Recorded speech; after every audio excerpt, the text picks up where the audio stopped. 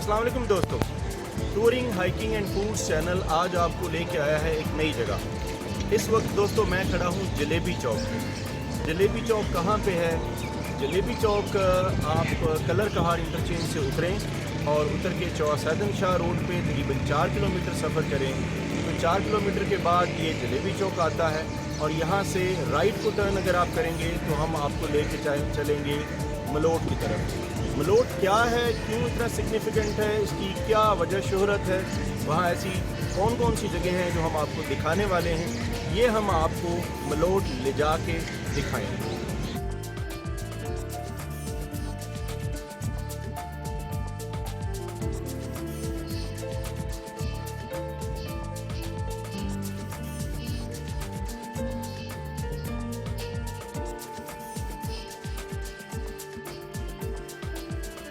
जी तो दोस्तों मैं इस वक्त जिस जगह खड़ा हूँ ये मेरी बैक साइड पे और मेरी लेफ़्ट साइड पे आपको नज़र आएंगे ये दो मंदिर हैं। ये एक ही मंदिर के दो हिस्से हैं। इस जगह का नाम है मलोट और ये जो मंदिर हैं ये 10वीं सदी ईस्वी में जो यहाँ के राजपूत जंजुआ जो राजा थे, राजा लाल खान ने ये तामीर करवाए थे। और ये जो एग्जैक्ट जिस जगह पे हम खड़े हैं ये गुज़रगाह है जो हमारे हमलावर इस मुल्क में जो तारीख़ी एतबार से आते रहे हैं ये उनके रास्ते में पड़ता है। तो ये जो मंदिर है ये उन्होंने उस वक्त तामीर करवाया था 10वीं सदी ईस्वी में और इंतहाई उस वक्त ये एक बड़ा मजबूत किला और उसके अंदर ये मंदिर मौजूद थे, लेकिन आज ये शिकस्त और रेख्त का शिकार है।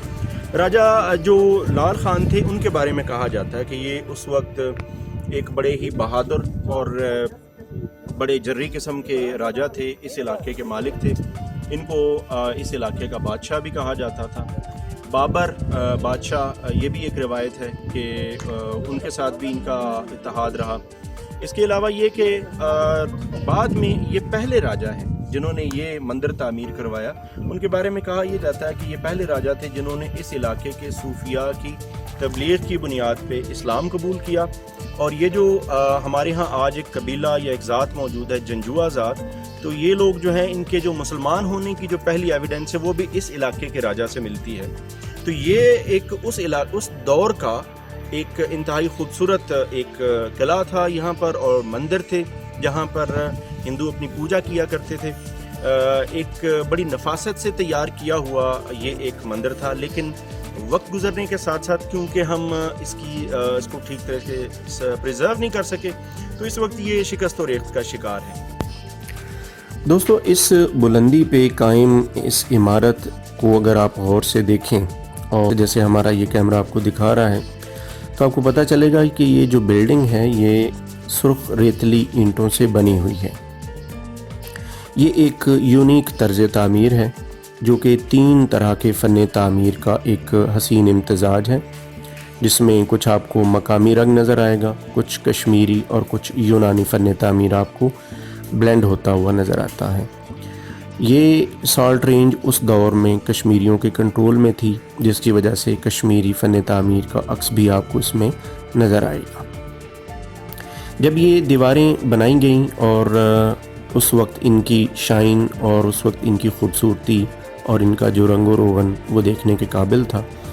इस बिल्डिंग के अंदर बुतों की तामीर, उसकी आर्चेस और चबूतरे और इनका जो एक बुलंदी और इनकी शान व शौकत है वो देखने से ताल्लुक़ रखती है। लेकिन अफसोस वक्त के साथ साथ ये सब शिकस्त और रेख्त का शिकार होता गया।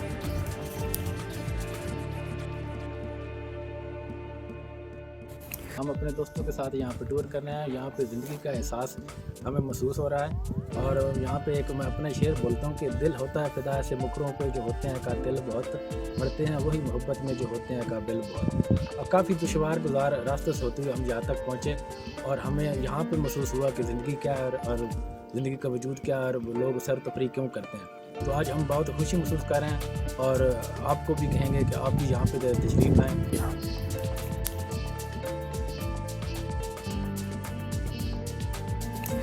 दोस्तों जब हम इस जगह पहुंचते हैं इतनी बुलंदी पे, जब आप इस जगह पहुंचें तो आप हैरान करती है वो इस जगह का मोहल्ले वकू और यहाँ तक पहुँचने वाली मुश्किलात भी हैं। آج اگرچہ روڈز بن چکی ہیں اور راستے وسیع ہو چکے ہیں، لیکن جب آپ یہاں پہنچیں تو آپ کو یہ فیل ہوتا ہے کہ اس دور میں جب کہ ٹیکنالوجی نہ ہونے کے برابر تھی، وسائل اور سہولیات ناپید تھیں، اس دور میں اتنی شاندار تعمیر بذات خود ایک معجزے جیسی ہے۔ یہ معجزات جو کہ وقت کے ساتھ ساتھ ضائع ہو رہے ہیں، ان کو اپنی اصل حالت میں قائم رکھنا بھی ہمارے لیے ایک چیلنج کی طرح ہے۔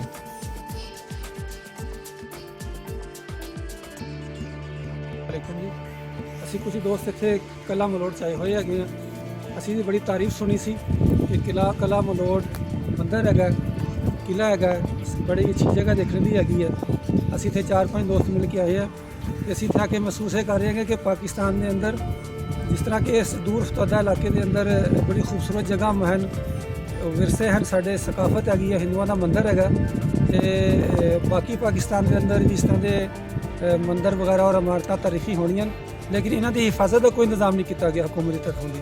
ਤੇ ਸਾਡੀ ਹਕੂਮਤ ਨੂੰ ਵੀ ਗੁਜ਼ਾਰਿਸ਼ ਹੈ ਕਿ ਇਸ ਤਰ੍ਹਾਂ ਦੇ ਸਕਾਫਤੀ ਵਿਰਸੇ ਨੂੰ ਤਹਫੁਜ਼ ਦੇਣ ਔਰ ਇਹਦੀ ਤਰਫ ਜਿਹੜੀ ਹੈ ਲੋਕਾਂ ਨੂੰ ਸੈਰਗਾਹ ਔਰ ਇੱਕ ਟੂਰਿਸਟ ਦੀ ਅੱਛੀ ਜਗ੍ਹਾ ਹੈਗੀ ਹੈ, ਇਹਦੇ ਨਾਲ ਕਾਫੀ ਲੋਕਾਂ ਦਾ ਰੋਜ਼ਗਾਰ بھی چل سکتا ہے۔ دوستوں ہمیں یہ بھی پتہ چلا کہ اس جگہ، اس مندر کے اندر بہت ساری قیمتی اس دور کے نوادرات موجود تھے جو زیادہ دیکھ بھال یا حفاظت نہ ہونے کی وجہ سے چوری بھی ہوئے، ضائع بھی ہوئے۔ ہمیں چاہیے کہ ان کو ہم دوبارہ سے حاصل کریں اور یہاں پر ایک منی میوزیم ہو جس کے اندر اس مندر کی جو یادگار چیزیں ہیں ہم ان کو محفوظ رکھ سکیں، اور تاکہ ہم اپنی تاریخ کو محفوظ کر سکیں اور دوسروں کو دکھانے کے قابل ہو جائیں۔ جی تو دوستو، جیسا کہ میں آپ کو بتا چکا ہوں پہلے کہ یہ جو ایک یہاں موجود قلعہ تھا اور اس میں موجود یہ مندر تھے، یہ 980 کے اراؤنڈ یہ بنائے گئے تھے اور اس وقت یہ کافی مضبوط تھے، لیکن کافی عرصہ گزر جانے کے بعد اور ایک تو اس کی ان کی مینٹیننس نہیں ہو سکی، حکومتی لیول پہ اس جیسے سپاٹس کی جس طرح سے پریزرویشن ہونی چاہیے تھی، جس طرح سے ان کی لک آفٹر ہونی چاہیے تھی، وہ نہیں ہو سکی، تو یہ شکست و ریت کا شکار ہے ایک وجہ۔ دوسری اس کی ٹوٹ پھوٹ کی ایک اور وجہ بھی ہے کہ ہم سب جانتے ہیں کہ اس وقت ہم سالٹ رینج پہ کھڑے ہیں۔ سالٹ رینج کی جو سرفس ہے یا جو اس کی زمین ہے وہ تھوڑی بھربھری ہے، وہ عام پہاڑی علاقوں کی طرح سخت نہیں ہے، وہ سرفس ہارڈ نہیں ہے، تو اس کی جو بیس ہوتی ہے وہ آہستہ آہستہ ڈیٹیریوریٹ کرنا شروع کر دیتی ہے، تو اس کے اندر جو ایفیکٹ آتا ہے اس کے نتیجے میں جو بلڈنگز ہوتی ہیں وہ آہستہ آہستہ ٹوٹ پھوٹ کا شکار ہو جاتی ہیں۔ تو یہ دو فیکٹرز ہیں جن کی وجہ سے یہ تاریخی ورثہ جو ہے وہ ضائع ہو رہا ہے، اور ہمیں کوشش کرنی چاہیے انفرادی اور حکومتی سطح پہ کہ ہم اپنا یہ جو تاریخی ورثہ ہے اس کو ہم سنبھال کے رکھیں اور پریزرو کر سکیں۔